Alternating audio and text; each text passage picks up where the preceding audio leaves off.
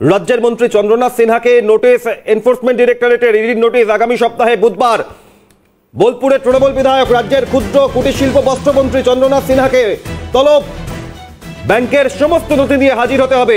এর আগে আপনারা জানেন চন্দ্রনাথ সিনহার বোলপুরের নিচুপট্টির বাড়িতে যান। বোলপুরের নিচুপট্টির বাড়িতে ইডি আধিকারিকরা যান। দীর্ঘ 12 ঘন্টা তল্লাশি অভিযান চলে, প্রায় 41 লক্ষ টাকা উদ্ধার হয়। রাজ্যের মন্ত্রী চন্দ্রনাথ সিনহাকে এবার তলব করা হলো ইডির তরফে। ব্যাংকের সমস্ত নথি নিয়ে হাজিরার নির্দেশ দেওয়া হয়েছে। আগামী সপ্তাহে বুধবার অর্থাৎ 3রা এপ্রিল তলব করা হলো চন্দ্রনাথ সিনহাকে। রাজ্যের ক্ষুদ্র কুটির শিল্প এবং বস্ত্রমন্ত্রী চন্দ্রনাথ সিনহাকে এবার তলব ইডির।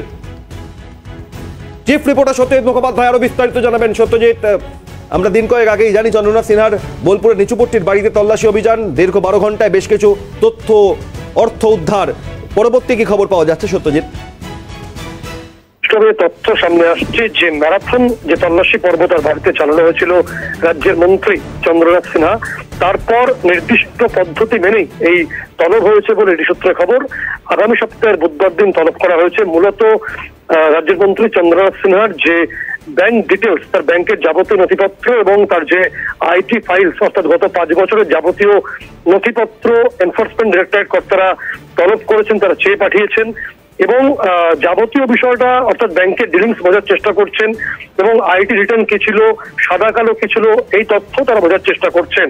এক্ষেত্রে নথি মূলত তলব করা হয়েছে অভিক। ফলে চন্দ্রনাথ সিনহার পরিবর্তে তার তরফে কোনো ব্যক্তি অর্থাৎ তার কোনো প্রতিনিধি তিনিও এই নথি পৌঁছে দিতে পারেন অথবা নিজেও মন্ত্রী পারবেন। এবং এই নথিগুলোকে খতিয়ে দেখার পরে যেটা এই সূত্রে খবর সামনে আসছে যে চন্দ্রনাথ সিনহাকে ফের তলব করা হবে এই নথি খতিয়ে দেখার পর।